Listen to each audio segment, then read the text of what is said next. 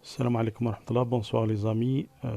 Une toute petite vidéo, j'espère que ça va pas vraiment être long, concernant les dernières mises à jour de l'IRCC sur le nouveau portail de demande de résidence permanente online pour les candidats de province dans notre volet initiative stratégique du Nouveau-Brunswick fait partie. Alors, je suis sur mon compte dans le portail demande de résidence permanente.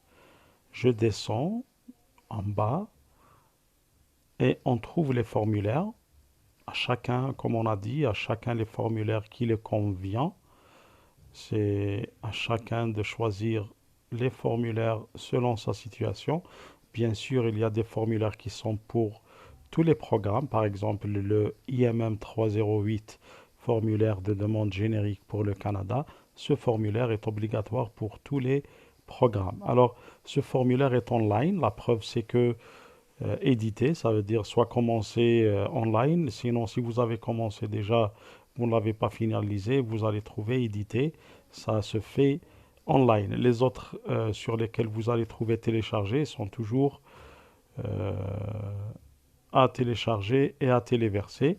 Puis, je voulais parler du formulaire IMM 5406 qui est les renseignements additionnels sur la famille. Ce formulaire est obligatoire pour tous les programmes. Alors, on clique dessus, éditer, on accepte. Une fois là-dedans, attendons un petit peu, voilà. Nous avons besoin d'informations sur votre famille, parents, les enfants, conjoints, frères et sœurs.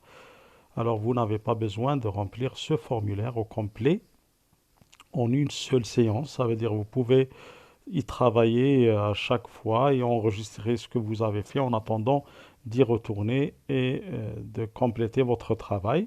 Vous avez à lire tout ça, c'est très important.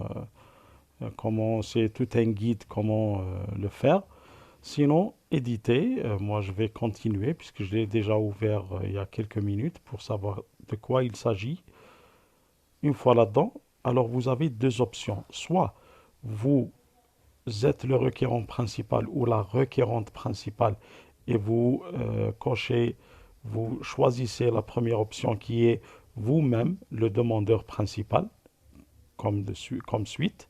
Sinon, si vous êtes un enfant âgé de plus de 18 ans ou le conjoint ou la conjointe, alors vous cliquez sur le côté droit. Alors imaginons que vous êtes le demandeur principal ou la demandeur principale. Vous avez la section A qui concerne le lien de parenté, demandeur, ça veut dire vous-même, écrivez le demandeur, écrivez vos informations, puis indiquez votre adresse dans ce cadre-là, puis en bas, lien de parenté, là vous devez fournir les informations concernant votre époux ou votre épouse sur cette partie, son adresse, bien sûr, puis lien de parenté, la mère, votre mère à vous, pour vous, le requérant ou la requérante principale, ces informations, son adresse, puis lien de parenté père, toutes les informations de votre père et son adresse, bien sûr. Si vous avez terminé avec ça, vous pouvez cliquer sur enregistrer et continuer. Ça veut dire pour avoir l'étape à suivre. Une fois qu'on a rempli toutes les parties que je viens de... Bon, je les ai remplies déjà moi pour gagner un petit peu de temps. On clique sur enregistrer et continuer.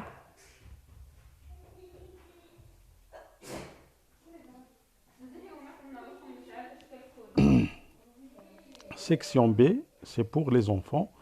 Alors, inclure tous les fils et filles, y compris tous les enfants adoptés ou les enfants du conjoint, sans égard à leur âge ou au lieu de résidence. Enfant 1, vous commencez lien de parenté, s'il est fille ou fils, voilà, s'il est enfant à charge, s'il est le fils ou la fille, pardon, de votre conjointe, s'il est le fils ou la fille de votre conjoint, vous joignez tous. Commencez par le plus grand et descendez. Donnez toutes les informations sur le premier. l'adresse, ajouter un autre. Alors là, il n'y a plus le problème comme sur papier d'en ajouter une autre page. Là, vous pouvez ajouter autant de pages tellement c'est online pour les enfants.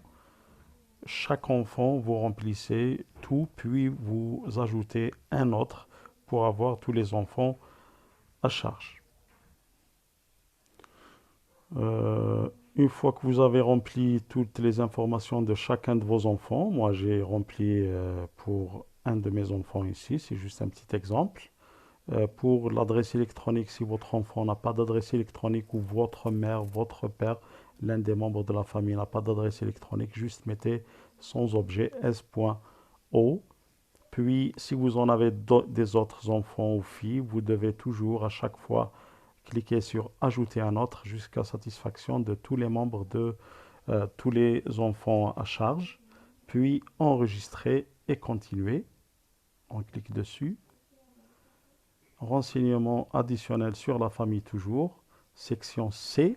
Là, c'est la section dédiée aux frères et sœurs. Cette section-là concerne même les demi-frères et les demi-sœurs. Ça veut dire vos frères de père et de mère, vos sœurs de père et de mère, et vos demi-frères, demi-sœurs, soit de votre père, soit du côté de votre mère. C'est vraiment très très facile. Vous avez juste à remplir lien de parenté, par exemple frère, nom complet, vous donnez le nom complet, commencez par le prénom, puis le nom de famille. Le nom de famille, mettez toujours en majuscule, tout en majuscule. Le nom de famille, le prénom, juste la première lettre en majuscule. Date de naissance, commencez par l'année, slash, le mois, slash, puis le jour. Pays de territoire de naissance, par exemple pour moi, Algérie. État civil, sélectionnez s'il est célibataire, s'il est marié, veuf, veuve, ainsi de suite. Tout dépend de la situation. Adresse électronique, s'ils en ont une adresse, mettez-la. Sinon, s.o, l'adresse complète ici. Et ajoutez un autre jusqu'à satisfaction de tous vos frères, vos sœurs, vos demi-frères et vos demi-sœurs. Une fois que vous avez terminé, bien sûr, toujours cliquez sur enregistrer et continuer.